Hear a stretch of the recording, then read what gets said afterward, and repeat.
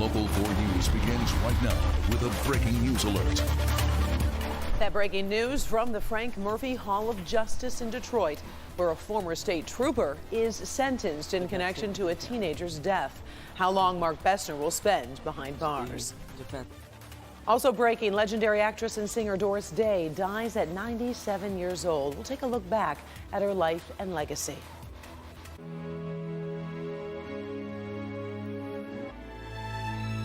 But first, looking back on a legendary life.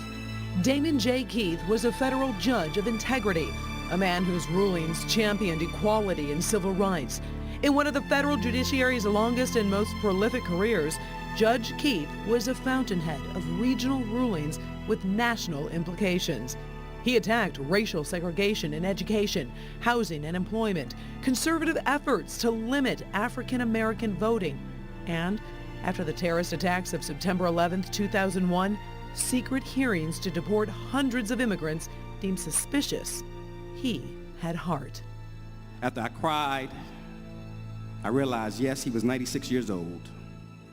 Yes, he was slowing down, but I was completely unprepared to fathom a world without Damon Jerome Keith. No more words of wisdom, no more speaking for the last, the lost, and the left out. Life and legacy of Judge Damon J. Keith tops our news at noon. Judge Keith's tenure spanned more than a half a century, first as President Lyndon B. Johnson's choice for a district court judgeship in Detroit with jurisdiction in eastern Michigan. Then, as President Jimmy Carter's selection for the 6th Circuit Court of Appeals, presiding in Cincinnati over cases arising in Kentucky, Ohio, Michigan, Tennessee. Today, we say goodbye. And Paula Tutman is live at the funeral with a look at how the people there who loved him so much are paying their respects. Paula. Hi, good afternoon to you. Yeah, you know what? I've been listening to the service and watching it. It's being simulcast or live streamed in several different places, and it's mostly joyful and peaceful at that. I want to show you this program. So this is really a lovely program that was passed out, and I love it when it says right here, fell asleep in the arms of God, April 28, 2019. 96 years old, a life well lived. He was still active on the bench. He was not retired at all. Let's go to some video of people filing into the church, because what's so interesting about the people who are eulogizing him start with the fact that he basically planned his own funeral. He chose the people he wanted to speak, and it really does sound more like a walk through the history books of the United States. I mean, his rulings were so far-reaching, and even things that are in front of us today, like spying versus the ability to legally listen in on conversations, because he was pivotal in wiretapping, I should say, adjudication as well. But also some lighter moments. A few breakdowns from his daughter, Cecile, who is at the podium right now, but mostly joyful. Like I said, a walk through history, and the people here are politicians and the people who put them into office alike. Having had the opportunity to work for him and to benefit from his wisdom and then the continuing mentorship following that experience, put me on the right path. Damon Keith added value to all our lives. He was an important, special man, and I really appreciate the personal relationship I had with him. So that's why it's important to recognize his life, and we shouldn't forget after today. He made wonderful contributions to civil rights, to justice, to so many different things. You know, there are so many questions you can ask people on a day such as this for a man who lived his life in service. But I want you to join us again today at 4 o'clock, because I've been asking everyone the same question, and that is, what might your life be like today had it not been for the service of this man?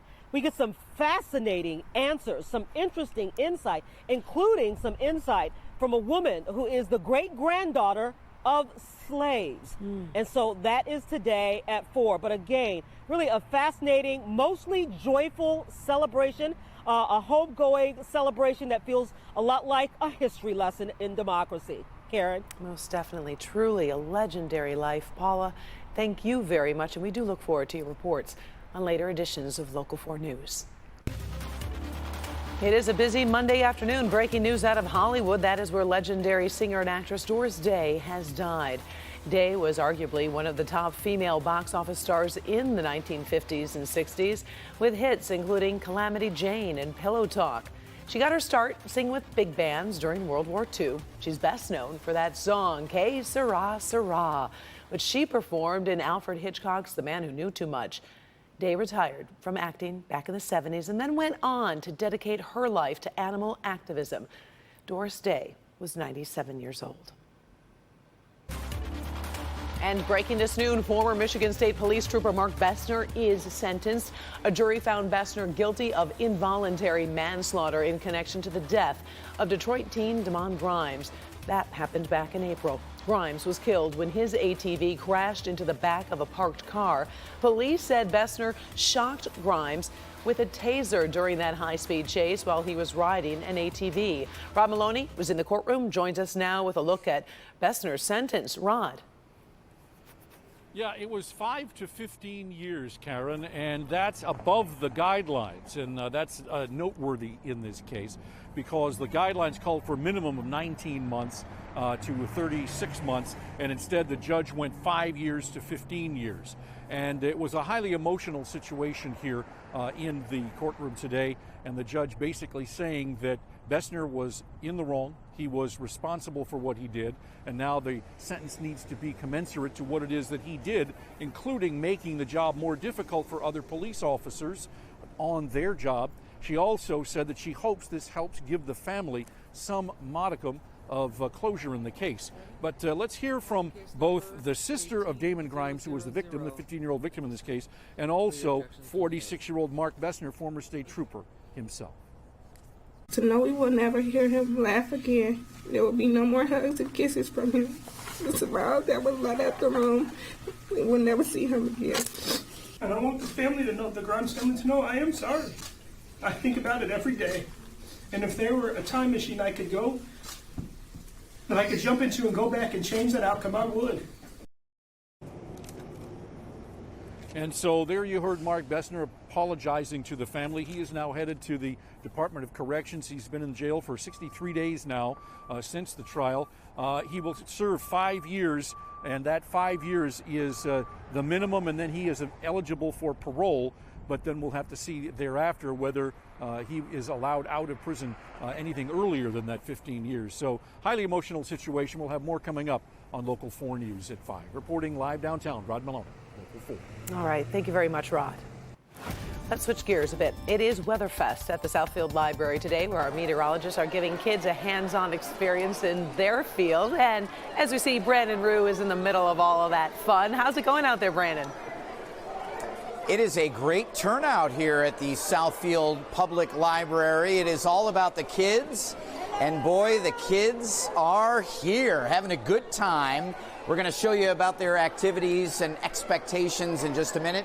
Want to get to the forecast and let you know what's happening out and about. If you are out and about, we have temps in the upper 40s to low 50s right now. 49 in Ann Arbor. It's 45 Mount Clemens right now. 53 at Metro. We've had showers around, and even though the radar is drying up, some low clouds producing drips and drizzle for another couple of hours yet, and then we'll start to see a little bit more blue sky. 53 is where we're at now, maybe as good as it gets, but a little late afternoon sun will certainly help us out. Want to say hi to the kids again? Wave hi to everybody at home.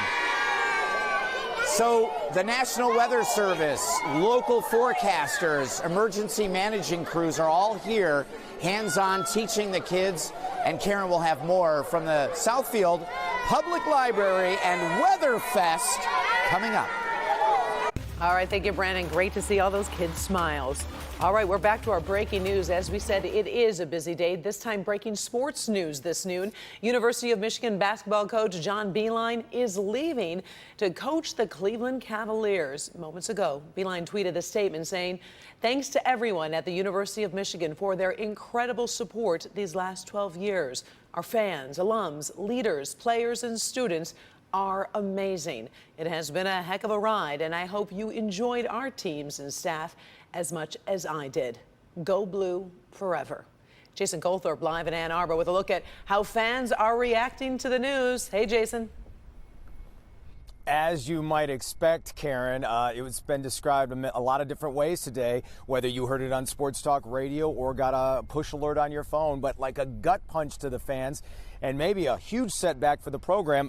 Not symbolically, standing in an empty parking spot here today at the basketball building that belongs to Coach John Beilein, as you said, taking the job in the NBA with the Cleveland Cavaliers. He was at Michigan for 12 seasons. 9 of those, he took him to the tournament, 2 times to the Final Four, and those 2 times he made it to the championship game, not to mention 2 Big Ten titles and 2 Big Ten tournament titles. I mean, just a fantastic run here at Michigan, and the students and the fans, shocked, to say the least. Well, I woke up, got breaking news from ESPN.